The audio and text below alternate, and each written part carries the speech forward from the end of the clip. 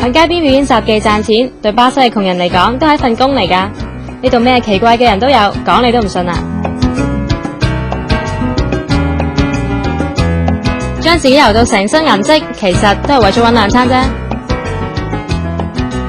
呢位伯伯成身都係衣夾，五顏六色，你唔好以為佢係扮嘢喎，其實佢真係賣衣夾㗎，仲係球迷嚟添。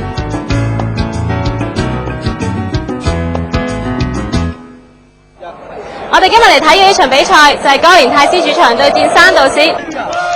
呢個老伯係咪有啲熟口面呢？佢之前係嗰個七彩衣甲伯伯咯，佢仲係哥連泰斯嘅頭號 fans 嚟㗎。本來我哋想訪問下佢老人家，但係佢同佢啲 friends 都似乎好失控喎。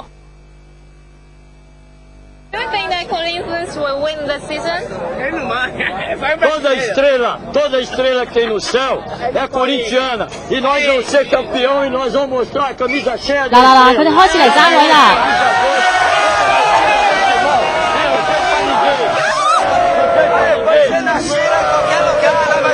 唉，我俾人撞低咗之後，原來仲有第二次喎，估唔到啲球迷見到鏡頭真係咁興奮㗎。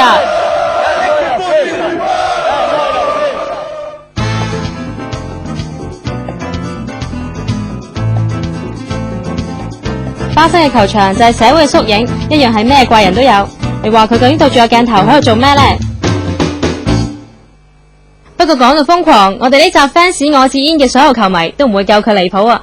因為佢喺94年世界盃決賽，巴西贏咗意大利之後，衝咗入球場喎。Was it the first time you go to see a World Cup? It was my first time in World Cup. I went to the semi-final, and then we went to the final. Yes. Yeah, number 16.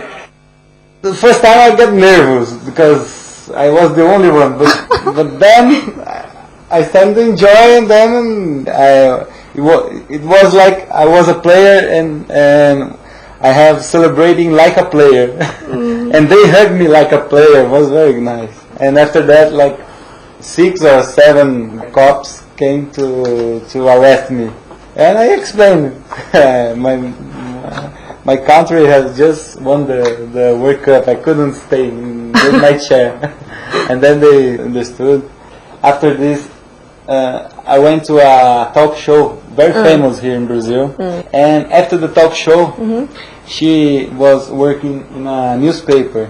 And the newspaper asked her to interview me.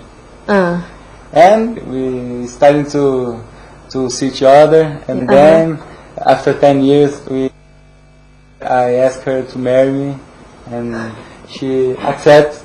Yeah. 做瘋狂球迷做到娶到老婆真係唔簡單啊！唔好睇小呢位新娘子，佢唔單止係一位記者，仲係巴西球壇第一位擔任足球評述員嘅女士。佢兩個真係天生一對啊！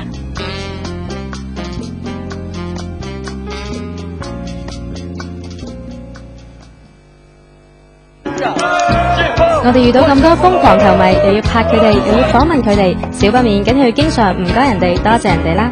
巴西係講葡萄牙文嘅，而用葡文講多謝就係叫 Obrigado。